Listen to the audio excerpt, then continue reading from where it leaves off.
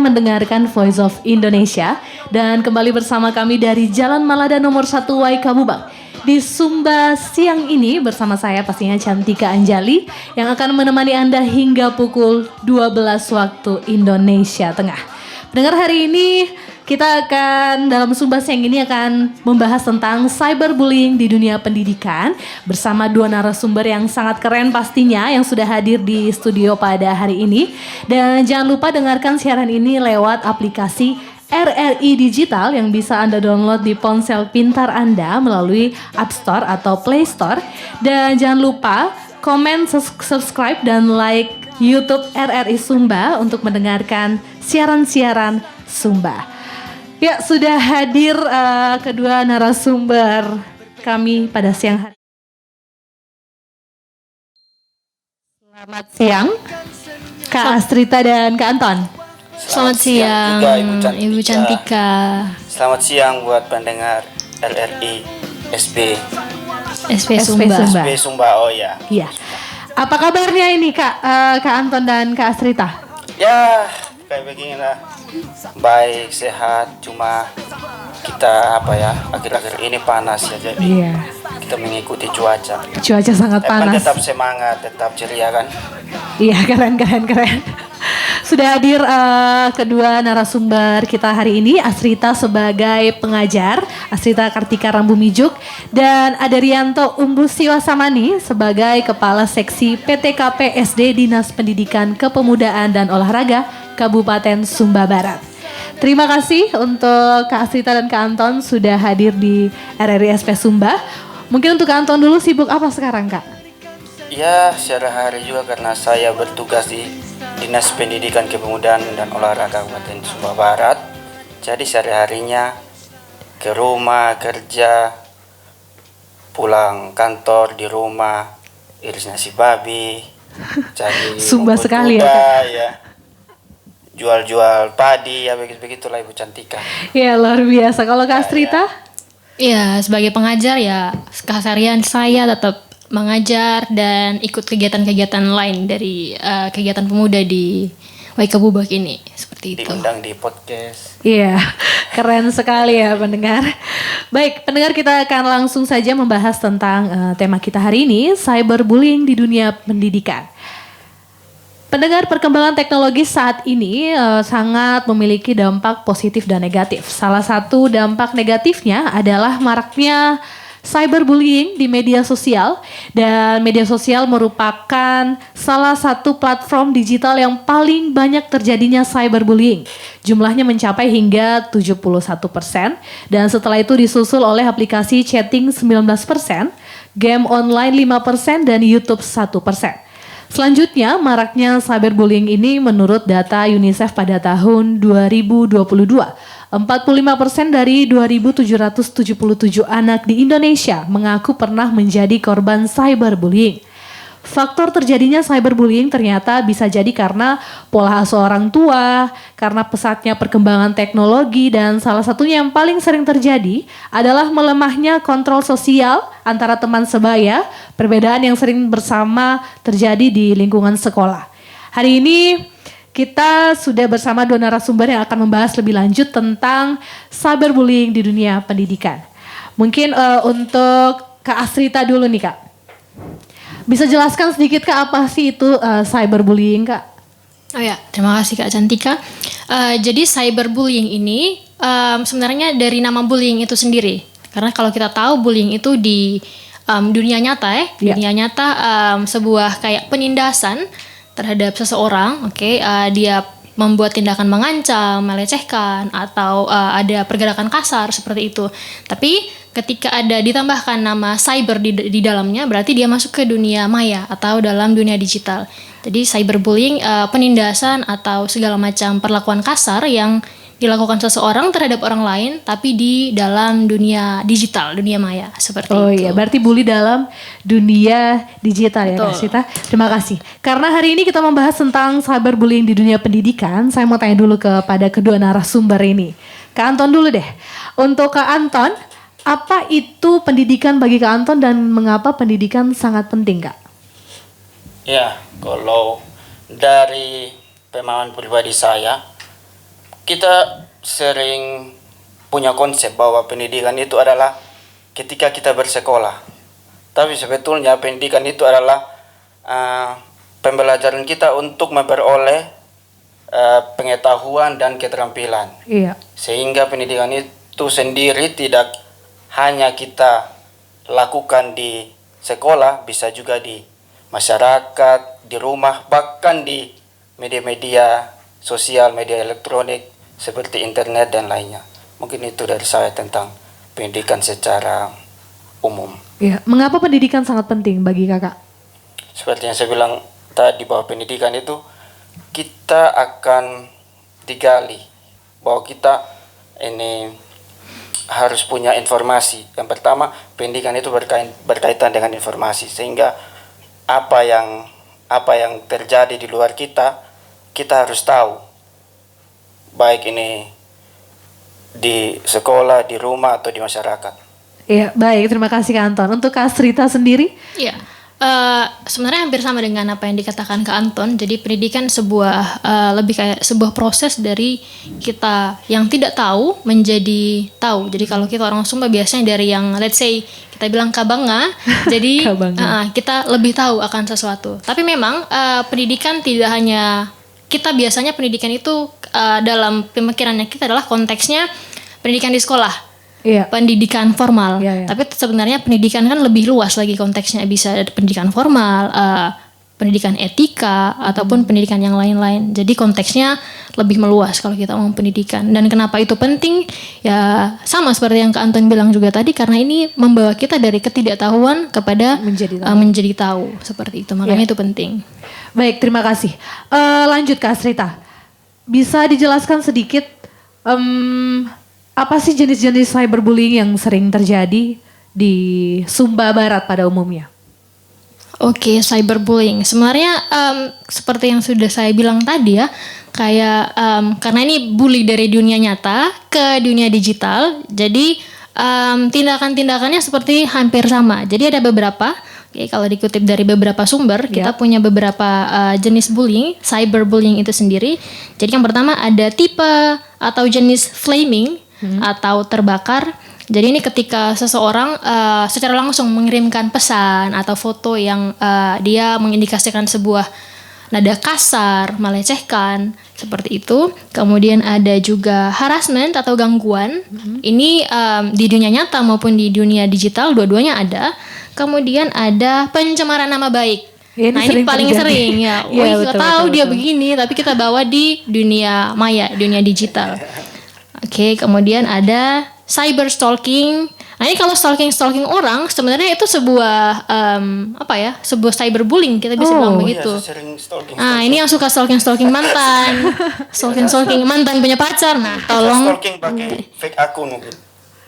Oke, itu cyberbullying kan? Oh iya, saya mau hapus cyber akun saya. Kemudian ada peniruan. Jadi kan banyak nih, kita misalnya ada satu orang yang kita tahu, tapi nanti ada banyak akun yang atas namanya dia. Nah itu sebenarnya masuk cyberbullying, seperti itu. Kemudian ada outing dan trickery. Di sini adalah ketika seseorang mengungkapkan informasi pribadi atau rahasia korban. Jadi lebih mirip doxing kalau masih ingat. Iya, doxing. Jadi mirip doxing. Jadi itu beberapa jenis cyberbullying. Oke, baik. Ternyata kita stalking orang itu termasuk cyberbullying ya Kak? Iya, cyber stalking di sini. Jadi oke, baik. Pendengar jangan lupa berhentilah menstalking mantan. Oh ini hampir lupa Kak Cantika. Iya, baik. Tapi dengan tujuan tertentu ya. Misalnya cyber stalking, kita stalking orang dengan tindakan mengancam atau membahayakan orang tersebut. Nah itu bisa disebut cyberbullying. Oke, baik, terima kasih. Bagaimana sih Kak tanda-tanda seseorang itu mengalami pembulian atau pernah mengalami cyberbullying Kak? Oke, sebenarnya hampir sama juga dengan bully-bully yang terjadi di dunia nyata. Pastinya seseorang ketika, khususnya ini anak-anak ya, karena kita berbicara pendidikan, ketika dia mengalami pembulian di sekolah atau di dunia maya, di dunia digital, biasanya dia kalau setelah melihat HP, setelah menggunakan internet, nanti ada rasa takut, rasa cemas, rasa tidak nyaman, seperti itu. Dan biasa berdampak pada psikologisnya. Nanti bisa muntah-muntah, cemas berlebihan. Nah itu sampai segitunya sebenarnya tanda-tanda orang ini dia dibully seperti itu. Atau mungkin bisa jadi takut pegang HP karena mungkin dia merasa di HP ini semua orang serang dia seperti itu. Baik, terima kasih. Dan penyebab dari cyberbullying selain yang saya paparkan tadi, apakah faktor lingkungan itu mempengaruhi terjadinya cyberbullying atau bisa jadi korban yang pernah menjadi korban cyberbullying membuli lagi orang-orang di sekitarnya, Kak? Apakah itu bisa menjadi faktor terjadinya cyberbullying atau bagaimana, Kak? Bisa jadi cyberbullying karena sebenarnya bully ini dia mengarah ke penindas yang tertindas. Penindas yang tertindas. Jadi satu orang pernah dibully karena ataupun mungkin dia belum pernah dibully ya, tapi dia lihat ada orang lain yang pernah dibully, kemudian dia merasa takut kalau saya tidak begini, nanti mungkin saya akan dibully. Jadinya dia melakukan itu, dia menindas orang lain sehingga siklusnya dia berlanjut terus. Jadi penindas terus menindas seperti itu terus. Berarti korban di sini bisa menjadi pelaku juga. Bisa, ada kemungkinan besar. Ternyata korban-korban yang menjadi dari hasil dari cyberbullying bisa menjadi pelaku dan menghasilkan korban yang baru lagi. Betul. Bagaimana menurut Kak Anton? Ya betul. Sebetulnya pada dasarnya bullying ini kan ini dilakukan orang yang merasa dirinya lebih. Misalnya dia merasa dirinya lebih pintar. Pasti yang dibully itu orang yang dia merasa di bawahnya. Nah itu sehingga dari faktor-faktor itulah ketika dia membuli seorang dia puas. Ada juga kadang-kadang seseorang mencoba, saya coba membuli ini, saya bisa coba membuli Kak Tika. Ada rasa kepuasan dari situ. Nah dari situ akan terus-terus menjadi kebiasaan. Perilaku, menjadi kebiasaan dia untuk tiap hal yang dia merasa itu di bawahnya itu dia akan selalu membuli. Iya, mungkin lebih ke faktor setelah membuli dia akan dipuji dan merasa hebat seperti itu. Terkadang kan dipuja oleh teman-temannya, diagung-agungkan. Iya, betul sekali. Mungkin kalau di dunia digital kita di platform online media sosial kita akan banyak followers. Asik. Itu. Banyak komen. Iya, banyak komen. Wika kok keren begini-begini. Padahal ini sebuah kesalahan. Iya. Gitu. Baik. Kita ketahui pendengar, cyberbullying itu terjadi di media sosial yang sangat sulit untuk dikontrol oleh siapapun itu. Jadi semua mau dari anak kecil sampai dewasa itu bisa mengakses internet ya istilahnya, kemajuan teknologi ini. Nah sebagai pengajar ini bagaimana sih Kak Asrita untuk mencegah terjadinya cyberbullying ini terkhususnya untuk anak-anak yang mungkin Kak Asrita ajarkan seperti itu? Ya, betul sekali karena media sosial atau perkembangan teknologi sangat cepat, tapi kadang kita punya SDM, kita masih kurang untuk mengikuti perkembangan tersebut. Jadi mungkin ada pengawasan tertentu dari orang tua. Kalau sekarang kan ada, kalau tidak salah ada namanya Google Control atau Google Parenting. Pokoknya itu orang tua. Jadi dia bisa mengetahui apa yang dibuka oleh anaknya di media sosial atau di internet. Jadi dia langsung kontrol HP-nya dia punya anak. Jadi misalnya mau buka Instagram, itu keluar notifikasi di HP yang orang tua. Jadi apakah orang tuanya mengizinkan atau tidak? Nah itu bisa jadi salah satu pencegahan untuk mengatasi cyberbullying. Kemudian bisa juga dengan kita kampanye-kampanye kecil di sekolah. Kalau tidak salah kemarin ada program dari Stimulan. Mereka buat itu kampanye-kampanye kecil di sekolah. Penanggung jawabnya ada anak-anak kecil sendiri, siswa sendiri untuk mengatasi cyberbullying seperti itu. Kemudian ada juga mungkin kalau di sekolah bisa membuat aturan tegas. Jadi dari pihak sekolah sendiri buat aturan tegas untuk cyberbullying ini sendiri. Berarti memang itu. Semua harus saling bekerja sama untuk mengatasi. Betul, dari orang tua, sekolah dan masyarakat. Betul. Ya, pendengar kita akan kembali setelah yang satu ini. Ya baik pendengar, terima kasih masih mendengarkan RRI Sumba dari FM 96,9 MHz. Jangan lupa siaran ini bisa didengarkan melalui aplikasi RRI Digital yang bisa Anda download di ponsel pintar Anda dan jangan lupa saksikan di YouTube RRI Sumba. Selamat siang juga untuk pendengar Pro 1 RRI Kupang yang sudah bergabung bersama kami. Oke, kita lanjut Pembahasan tentang cyberbullying di dunia pendidikan. Ini untuk Kak Anton. Kak Anton, menanggapi tentang cyberbullying yang hampir 70% itu dialami oleh anak-anak atau remaja di lingkungan sekolah. Menurut Kak Anton, mewakili Dinas Pendidikan di Sumba Barat, apa saja sih yang harus dilakukan masyarakat, khususnya di sekolah-sekolah untuk menghindari adanya cyberbullying ini, Kak? Oke, baik. Yang pertama tentu saja ini baik sebagai guru atau orang tua berperan penting untuk memberitahu, untuk mengedukasi bahwa apa sih sebetulnya bully itu, apa itu ciri-ciri orang membuli seseorang dan apa dampaknya. Itu yang perlu sejak dini diperkenalkan kepada anak-anak. Yang kedua, kita berbicara tentang cyberbully tentunya berhubungan dengan dunia internet.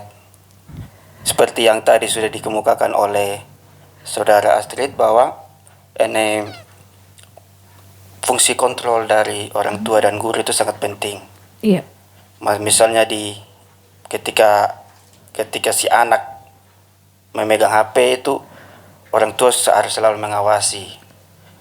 Ada semacam aplikasi untuk memfilter konten-konten tertentu yang tidak harus dikonsumsi oleh anak di bawah umur. Nah, seperti itu. Atau juga sekarang teknologi tercanggih, orang tua bisa remote dari jauh ini penggunaan HP si anak. Nah, hal-hal seperti itu yang perlu selalu, bahkan harus setiap hari harus selalu dikampanyekan, baik sebagai orang tua bahkan sebagai pendidik di sekolah. Baik, Kak Anton, apakah dari Dinas Pendidikan Sumba Barat ada tidak program khusus yang menangani tentang cyberbullying ini? Iya, jadi sebetulnya kami juga ada rencana untuk kerjasama dengan Stimulan, karena kemarin sempat ikut pertemuan dengan Stimulan terkait dengan kekerasan pada anak. Nah, itu bahwa di sekolah itu sekarang harus dibentuk semacam tim anti kekerasan kepada anak. Nah, itu kami dari dinas sekarang ini yang lagi berusaha merancang atau memformulakan bagaimana ini kira-kira ini program nanti bisa berjalan di tiap sekolah. Karena juga sekarang Kementerian ada mengeluarkan peraturan Kemendikbudristek yang terbaru, yaitu peraturan nomor 43 tahun 2023 itu terkait tentang pencegahan kekerasan kepada anak. Oh ya, baik. Berarti dinas bekerja sama dengan LSM yang ada di Sumba Barat ya. Apakah dengan adanya cyberbullying ini menurut Kanton dapat menurunkan kualitas belajar pada anak di sekolah? Oh ya, tentu saja.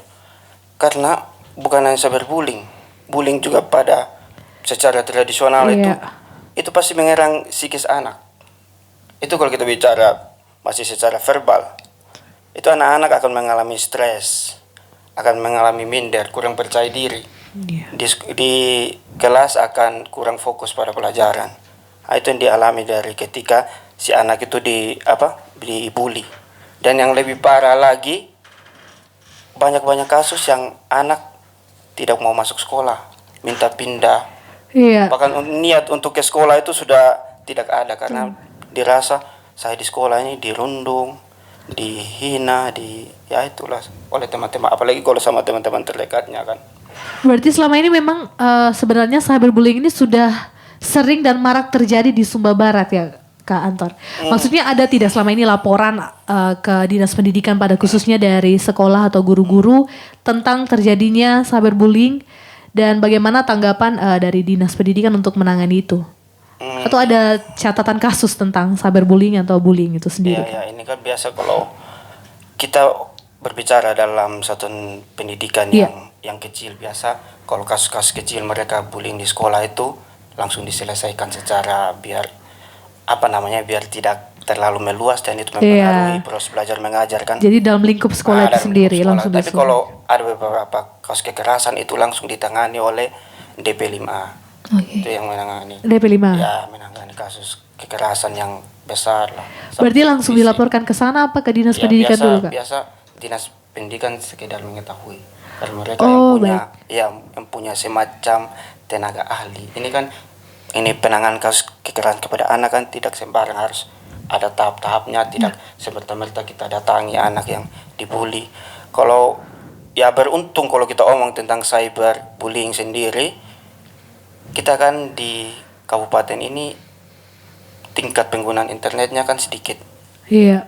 Jadi anak-anak masih pakai internet paling sebatas buat main game, untuk terlalu mengeksplor medsos itu masih sedikit sekali. Tapi saya ingat dulu pernah ada kejadian satu di salah satu sekolah SMP. Itu pun SMP dalam kota itu. Iya.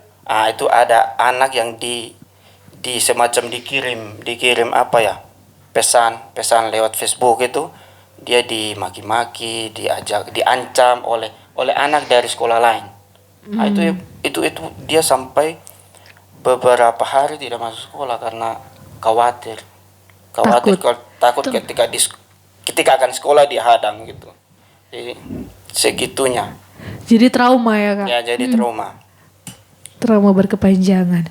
Baik, sebenarnya cyberbullying ini menurut kakak berdua, ini kan terjadi karena sebenarnya bully secara langsung dulu, setelah itu baru merujuk ke cyberbullying di media-media. Misalnya kita dipukul atau ditendang terus difoto nanti dibagikan ke media sosial sehingga diketahui masyarakat luas. Seperti yang Kak Anton bilang tadi, setelah itu kita yang melakukan itu dipuji, wih engkau hebat kalau di Sumba.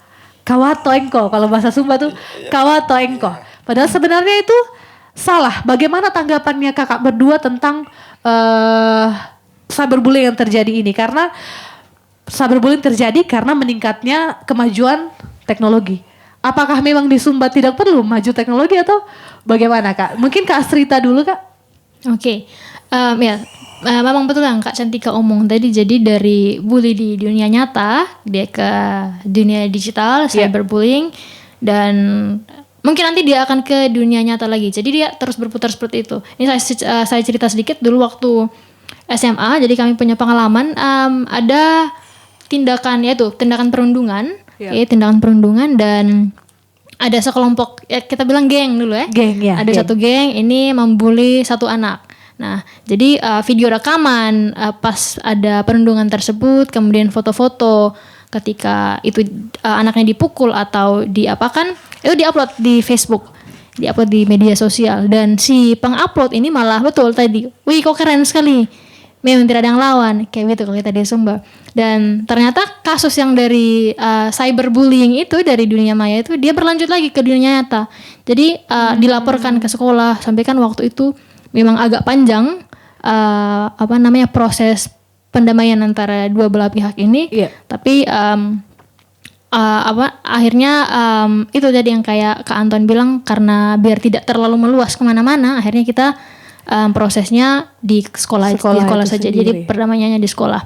Jadi sebenarnya ini bukan tidak perlu kita di Sumba tidak punya teknologi, itu sebenarnya penting sekali karena kedepannya apalagi Pak Jokowi bilang kita ini sudah di 5.0 ya. Nah, jadi kita sudah memang perlu sekali untuk mengetahui tentang teknologi. Di Jawa sudah di bulan kita masih begini-begini gitu kan. Tapi mungkin perkembangan teknologinya kita, penggunaan teknologi let's say itu media sosial untuk sekarang mungkin perlu diawasi. Jadi yang kayak tadi, jadi semua harus bekerja sama, dari guru, orang tua, masyarakat, ataupun anak itu sendiri, dia harus mau diajak kerjasama untuk menggunakan platform media sosial ini dengan bijak. Seperti itu. Jadi tidak harus, karena kalau kita misalnya kok tidak boleh main sosmed, kok tidak boleh main ini, mereka malah jadi gaptek, betul, tidak tahu apa-apa nanti, seperti itu. Baik, kalau menurut Kak Anton? Iya. Kita tidak bisa menampilkan bahwa sekarang kemajuan teknologi itu sangat tinggi. Kita tidak bisa menolak itu. Dan kita juga susah untuk memfilter apa yang harus anak-anak konsumsi. Sehingga perlu dari kita itu untuk seperti tadi mengawasi, mensosialisasikan apa sih konten yang harus ini anak-anak tonton. Bayangkan misalnya dia nonton sebuah konten. Ini konten-konten kekerasan. Ada seorang anak mungkin film atau video-video situasi itu merundung seorang anak, terus teman-temannya puji. teman-temannya ini ketawa-ketawa. Itu secara tidak sadar makin lama dia akan mulai meniru. Nah, itu kalau kita tidak membiasakan memberitahu, tidak mengawasi bahwa itu sebetulnya konten yang berbahaya, Iya. itu akan menjadi ini apa? Semacam ini perilaku tiruan untuk si anak. Nah, untuk itulah ini sebagai ya kayak Kak Astrid bilang bahwa orang tua, guru, bahwa ini orang-orang yang sudah mengerti bisa mengedukasi bahwa konten-konten yang benar itu seperti ini, konten yang baik itu seperti ini. Nah, ya mungkin itu saja. Ya, seperti tadi yang Kak Anton bilang, orang tua bisa memantau apa yang Ya, ditonton anak dari jauh. Itu seperti apa sih Kak? Bisa dijelaskan sedikit karena banyak pendengar yang belum mengetahui. Ah, Dipantau pakai aplikasi atau apa? itu bisa ada ini, ada misalnya pembatasan jam. Oh, oke Ya, oke. misalnya saya punya anak ini menonton YouTube, ya. terus sudah lama, itu bisa dari jauh saya kasih mati. Kalau kami di pendidikan, anak siswa semua diwajibkan untuk punya akun belajar ID. Oke, aku Akun mulai. belajar ID itu secara otomatis memfilter semua konten-konten yang dianggap tidak baik, dianggap berbahaya. Itu harus ada di handphone orang tua apa anak Kak? Itu bisa, itu tergantung kita ini Mau menggunakannya loginnya di pakai mana? apa. Oh, Misalnya si anak pakai, kita login saja pakai itu. akun belajar ID ya. Jadi anak-anak menggunakan internet, kalau buka-buka konten-konten yang dianggap buruk itu ditolak. Oh, Nah, baik. itu salah satu cara, salah satu ya, inovasi yang dikembangkan oleh Kementerian Pendidikan. Oke, mungkin untuk pendengar ini informasi yang sangat baru dan luar biasa Kak. Soalnya banyak di Sumba yang belum mengetahui ternyata ada akun belajar ID yang harus diakses Nanti oleh Bapak Ibu semua. tanya saja ke guru-gurunya apa akun belajar ID si anak. Karena memang penting juga untuk orang tua mengetahui Kak. Supaya anak-anaknya bisa dipantau dalam menggunakan internet. Baik, selanjutnya Kak Srita, ada tidak sih Kak sebagai pengajar rencana Kakak untuk menjadikan cyberbullying ini menjadi materi yang memang sangat penting untuk diketahui oleh anak-anak zaman sekarang? Oh iya, jadi biar cyberbullying ini disosialisasikan, maksudnya menjadi salah satu bahan edukasi. Iya. Nantinya kami akan ada beberapa kegiatan literasi digital, Iya. ya, karena kami tergabung di Bakti Kominfo juga dan ICT Watch. Jadi nanti akan ada beberapa kegiatan literasi digital yang memang khusus untuk meliterasi anak-anak khususnya di sekolah tentang cyberbullying ini, dampaknya apa saja, dan kira-kira pencegahan yang bisa kita lakukan itu apa saja. Yang paling terdekat kegiatannya nanti ada di SMP Negeri 3 Loli, di SMP Wedabo. Kita nanti hari Selasa tanggal 7 November akan ada di sana untuk literasi tentang ini cyberbullying ini. Oke, Begitu. luar biasa. Kalau dari Kak Anton, mungkin bisa memberikan masukan kepada Dinas Pendidikan untuk sosialisasi tentang cyberbullying. Pentingnya kita harus mengetahui dulu cyberbullying itu apa, terus dia tuh terjadi di mana. Karena kalau kita orang Sumba, pendengar cyberbullying tuh pasti apa itu ya? Nah, karena agak asing dan ini baru diketahui akhir-akhir ini karena Kominfo lagi gencar-gencarnya apa sih sosialisasikan tentang literasi digital. Iya, iya. Silakan Kak. Ya, mungkin seperti yang saya sudah bilang di awal tadi bahwa kami akan merencanakan sebuah program. Yang pertama, program pelatihan untuk guru-guru. Guru-guru tentang mengenal apa sih ini bullying itu, apa dampaknya ke depan. Pasti dalam situ ada juga materi tentang cyberbullying. Kebetulan saya sudah sempat tukar pikiran dengan teman dari salah satu NGO. Iya. Ini yang pernah saya ikuti itu yang sampai kita di sekolah itu harus ada tim ini terkait ini pencegahan kekerasan anak. Nah, itu mungkin tahap awal kami akan membuat semacam pelatihan atau workshop tentang ini. Workshop ya. Nah, tentang ini bullying ini. Oke, baik. Kak Anton pernah tidak merasakan atau menjadi korban atau pelaku cyberbullying? Ya, Pernah lah. Pernah lah. Iya, sering dari komen-komen, hate speech, Iya.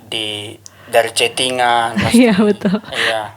Atau bahkan sampai ada yang kirim-kirim minta maaf gambar-gambaran gitu kan. Iya. Pernah sekali. Saya Saya rasa kita semua itu, Iya. merupakan apalagi kita pengguna Media sosial. sosial yang giat, pasti sering dibullying. Iya, sebenarnya tanpa kita sadari kita merupakan pelaku dan korban dari cyberbullying itu sendiri. Betul. Baik, terakhir nih Kak, ada tidak closing statement dari Kak Srita atau Kak Anton dulu? Kak Srita mungkin tentang materi kita pada hari ini. Marilah orang tua, masyarakat sekitar, dan guru-guru serta anak-anak didik, mari kita sama-sama membangun lingkungan yang lebih sehat. Jadi kita menghindari baik bullying di dunia nyata ataupun cyberbullying, karena memang dampak dari kedua hal tersebut sangat-sangat tidak baik untuk kita sendiri dan untuk orang lain, seperti itu. Kak Anton? Ya mungkin ini terutama buat anak kecil, mereka adalah peniru yang unggul. Kita sebaiknya sebagai orang dewasa menirukan hal yang baik. Tanpa kita sadari sering kita sehari-hari melakukan tindakan bullying. Mengatakan kau bodoh, mengatakan ini begini, ini begitu. Itu secara tidak sadar akan diikut oleh si anak. Jadi marilah kita sebagai orang tua, guru, kakak, pokoknya yang sudah mengerti itu untuk selalu berperilaku baik di sekitar anak. Itu saja. Oke, baik pendengar.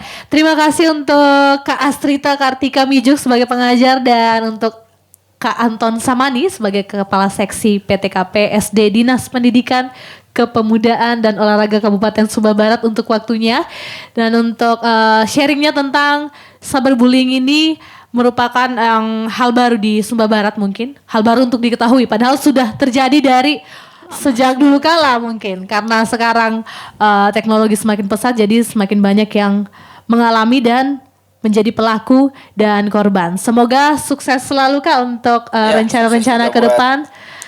Kak Cantika buat Tim teman-teman RRI. tim RRI. Iya, amin. Selalu mengudara. Dan jangan kapok untuk datang lagi ke RRI untuk iya. membawa Pasti. Kita tunggu edukasi undangan Kita malah berikutnya. senang diundangin tentang baik dunia untuk membawa pendidikan. membawa edukasi dan materi yang menarik untuk para pendengar. Ya pendengar, terima kasih Anda terus mendengarkan RRI Sumba. Untuk selamat siang juga untuk pendengar di Pro 1 RRI Kupang. Jangan lupa terus mendengarkan RRI Sumba dari Jalan Malada nomor 1 Waika Bubak. Jangan lupa juga like, comment, and subscribe channel YouTube RRI Sumba dari Jalan Malada nomor 1 Waika Bubak.